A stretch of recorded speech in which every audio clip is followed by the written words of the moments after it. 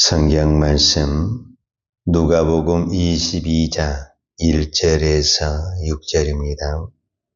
유월절이라는 무교절이 다가오매 대제사장들과 서기관들이 예수를 무슨 방도로 죽일까 궁리하니 이는 그들이 백성을 두려워함이더라.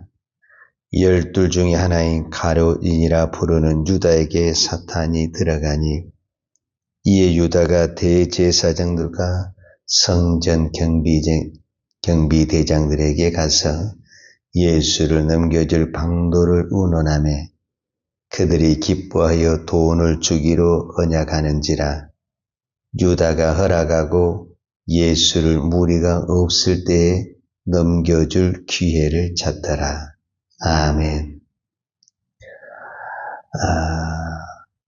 출애굽기에 보면 유월절이라는 절기가 있습니다. 그리고 구약에서는 이 유월절이라는 절기가 유대인에게 가장 큰 절기죠, 사실은. 왜냐하면 이 이스라엘 백성이 애굽에서 빠져나온 날, 그날을 기념하는 날이잖아요. 어떻게 빠져나왔냐? 어린 양을 잡아서 그 피를 문설주에 바르고 그 애굽의 장자의 모든 장자가 죽은 그 재앙의 날에 이스라엘 백성들은 죽지 않고 살아서 나오는 그날을 기념하여 드리는 날이 바로 유월절입니다. 그러니까 어린 양의 피를 보고 하나님의 재앙이 넘어갔다. 그래서 유월절이다. 이렇게 말을 합니다. 그래서 유월절이라는 말의 뜻은 넘어가다라는 의미를 가지고 있습니다. 그런데 그 구약의 유월절은 오늘 신약의 무엇의 그림자냐면 예수 그리스도의 십자가의 그림자입니다. 그러니까 유월절에 어린 양의 피를 보고 재앙이 넘어가는 것처럼 예수 그리스도의 십자가의 보혈로 우리의 모든 죄가 덮어지고 우리가 사는 그날, 바로 그날이 바로 예수님의 십자가의 죽음이다. 이렇게 말할 수가 있습니다.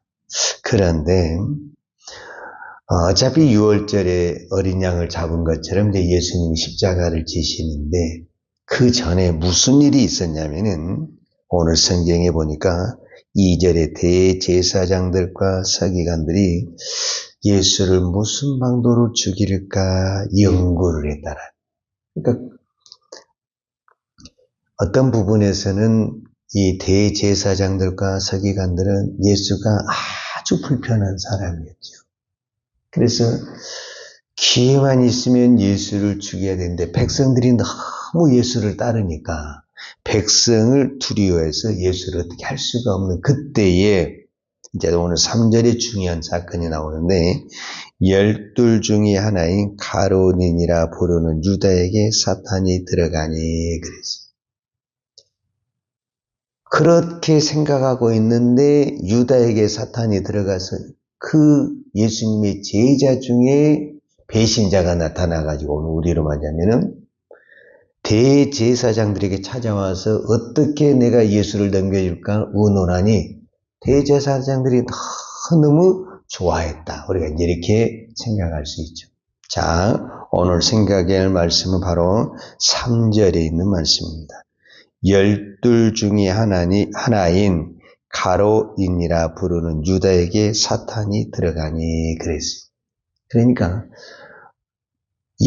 예수님의 제자가 12명인데 12명 중에 왜 사탄은 가룟 유다에게 들어갔을까?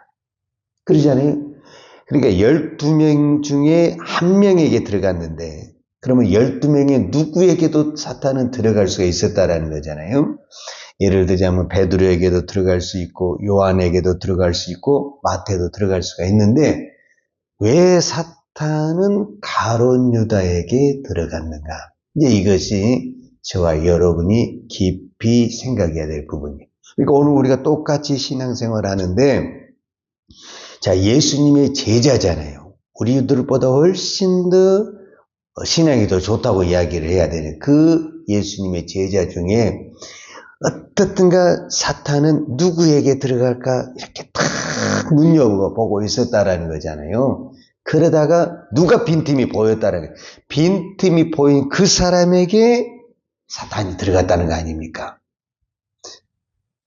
자, 첫 번째로 우리가 이 문자 그대로 해석을 한다면은 어떻게 이 부분을 해석해야 되냐면 들어오다.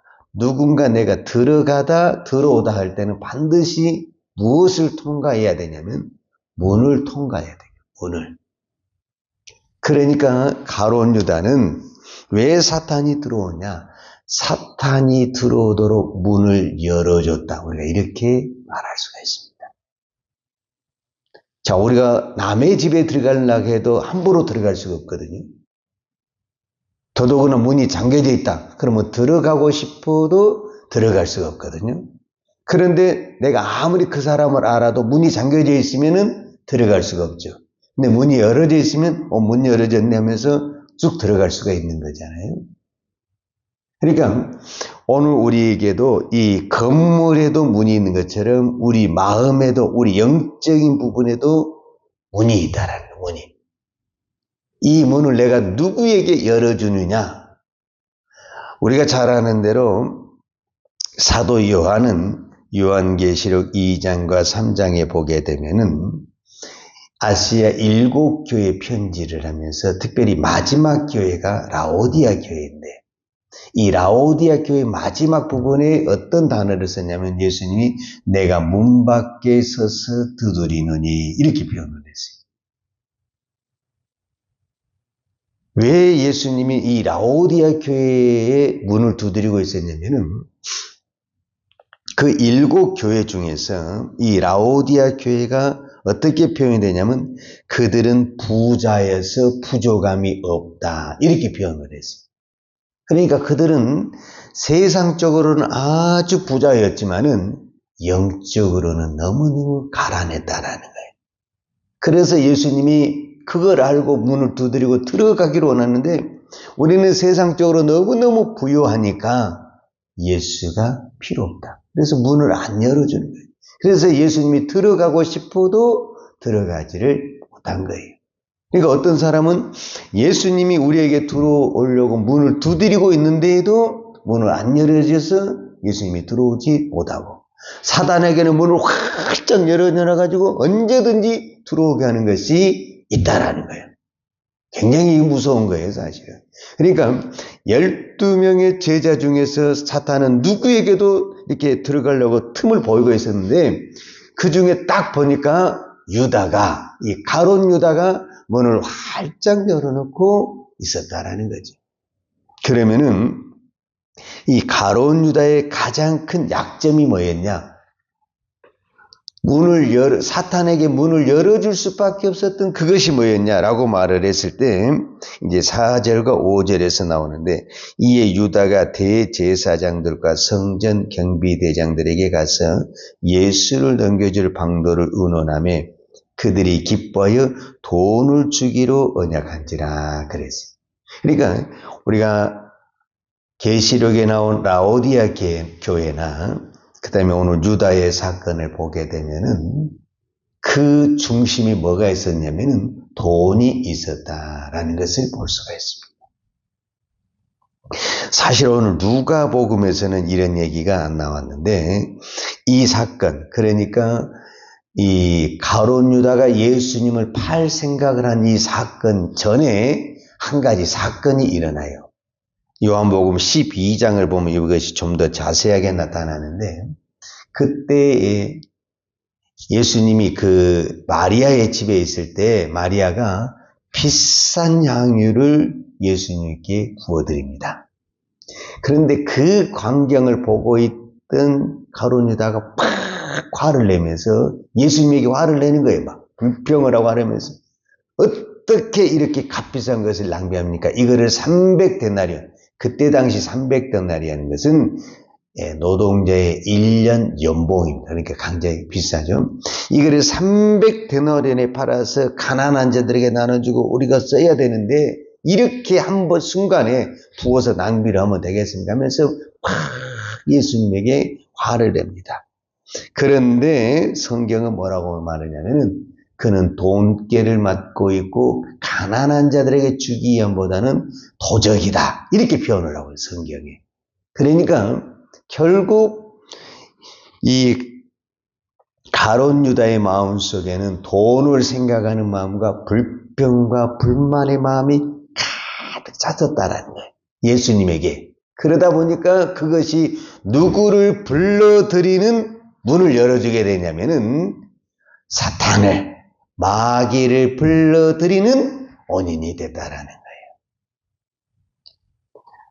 그래서 우리가 이 불평하고 원망하고 이것이 아무것도 아닌 것 같은데 왜 이것이 위험하냐면은 그때의 마귀가 우리에게 들어온다라는 겁니다.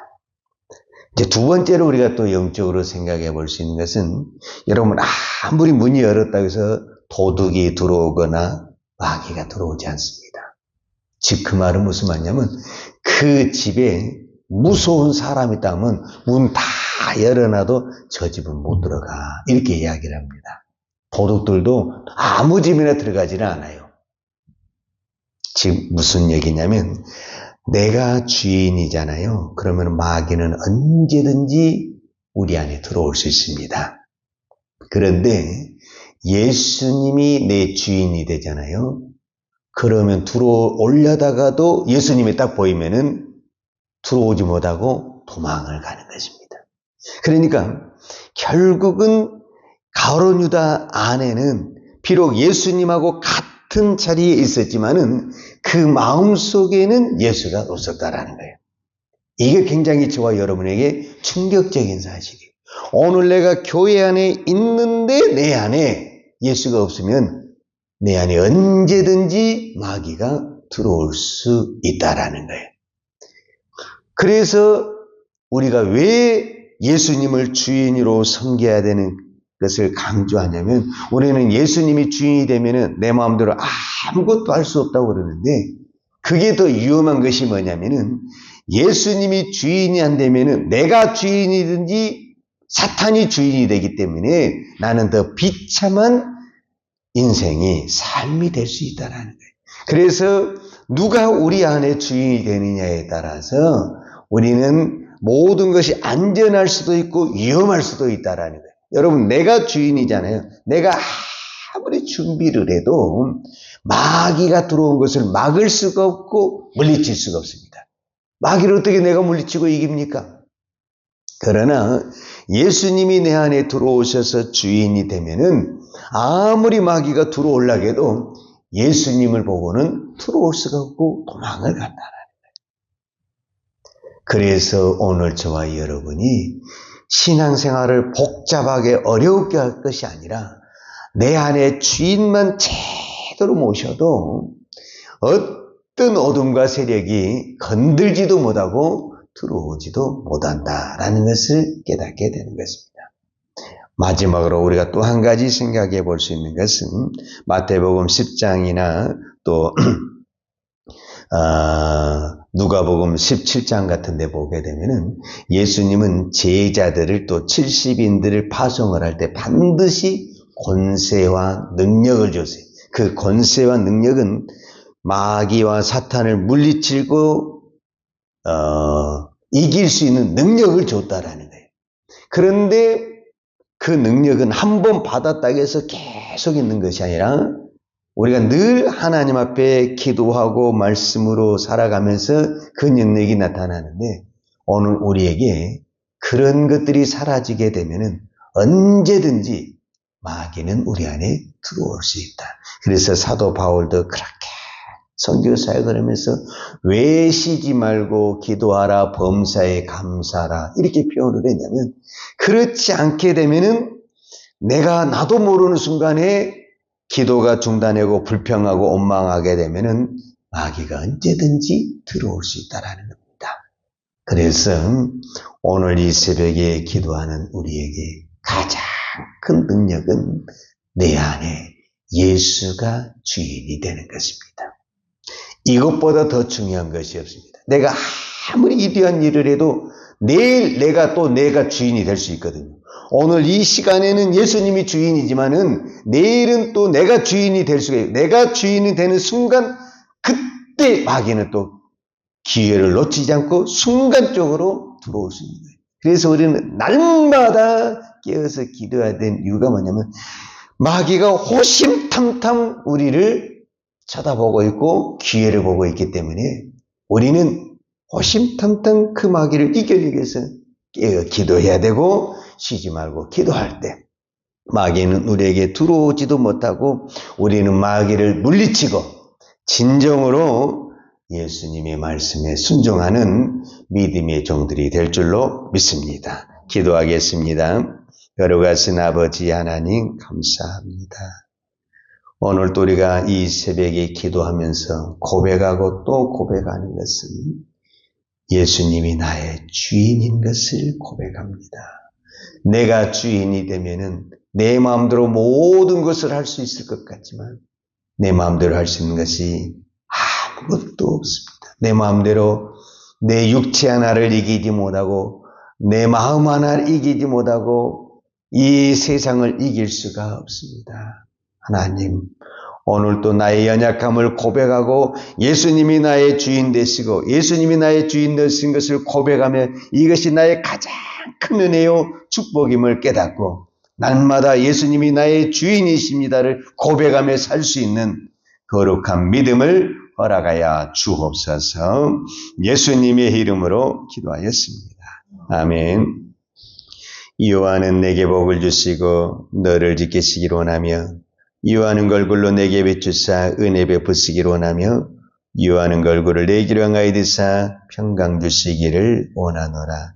이제는 우리를 위하여 십자가에 돌아가신 우리 주 예수 그리스도의 은혜와 아버지 하나님의 그 크신 사랑과 성령님의 풍성한 은혜가 오늘도 오직 예수님이 나의 주인임을 고백하며 믿음으로 순종의 삶을 살기를 원하는 사랑하는 주의 종들 머리머리 이해와 이 나라의 민족과 한국 교회 위에 온 열방의 이 생명의 복음을 증거하는 선교사님들 이해와 사랑하는 주의 자녀들 머리 위에 이제로부터 영원토록 함께 있을지어다. 아멘.